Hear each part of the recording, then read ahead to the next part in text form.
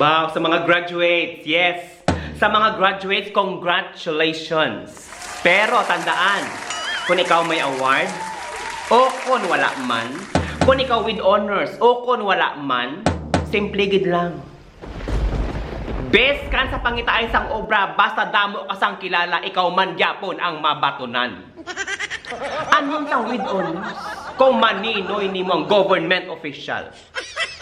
Andun sang number 1 sa ranking. No? Andun sang number 1 sa ranking o kung cum laude. Kung ang superintendent amiga sang imong mama. Gani, pwede do pipong koplas automatic ay subong nga punto per punto, baw. Atong bata, aging kapakapahan sang 1 ka milyon sa graduation. Siya naman ang aton pag-aistoryahan. Una nga punto. Kung makakita ka sa balita o kung mabatian nimo nga, example, no?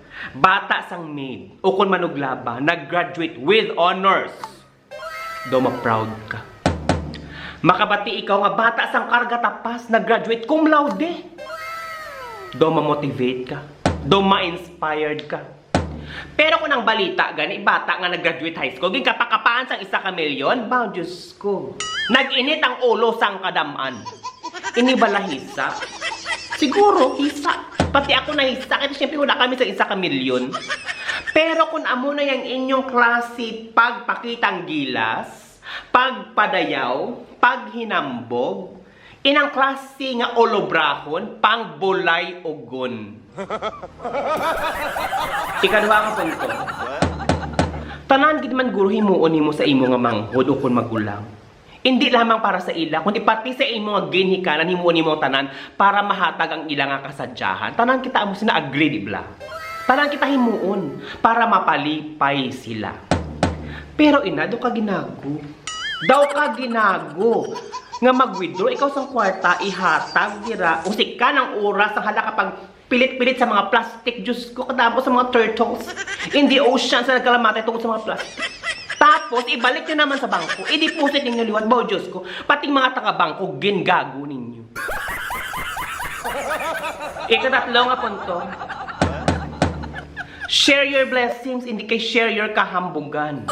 Wala ka mo kabati isang natawag nga cheque? Wala ka mo kabati isang passbook? O kung bank account, tanay mo itong hinatag ninyo. Pero galing, siyempre, hindi mabalans ang tanan nga 1 ka milyon ang itapik ninyo sa iyang kalawasan. No? Kaya anong objective dira? Mapadayaw-dayaw lang kami halakapin. Picture for the views, for the content only. Di maayon para sa inyo. Ganito kadako na gini inyong kwarta. Pero kadamo sang mga nagainit ang ulo.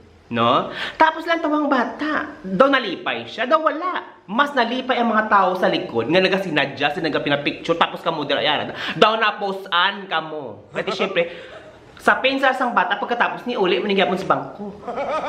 Daw ka tinunto, no? Tapos, lang tawang tsuraya. Diyos ko daw naka-gown siya. Sa iyang pinsar mo, Diyos ko, taning major crown. Kaya ano mo kay best in long gown? Ika-4 nga punto. Sa amo sini, dili nimo makita nga tanan fair, no? Tanan fair. Ining bata nga nag-graduate ba may 1 ka milyon. Ato nga akong kilala, nag-graduate wala medal, wala tanan-tanan, pero gwapohon. Gwapohon to ya. No? Wala sang award, wala sang kung ano, pero gwapohon amo lang niyo tandaan, gani fair. Gani sa uluhi kung kamugin man mamili, no? May bata ka mo dira ko na nga pangaluyagan, mamili na lang siya. Sa 1 ka bata nga gwapohon, no, may obra man na siguro kung ano mo, pananamit. Okon. 1 ka bata nga may 1 ka milyon, pero ito mon, kag botlog-botlogon. Ganun hamba ko ini fair, no? Fair. Tanan kita miyara sang mga tsansa, may mga blessings sa kumon, pero tanan di man magpasobra, no? Hindi man magpasobra, hindi magpakitang gilas, daw nagpalanglapaw ka na. Kaya ko na muna ang klase obra, Diyos ko. Ining bolong haton, daw pang bulay ugon.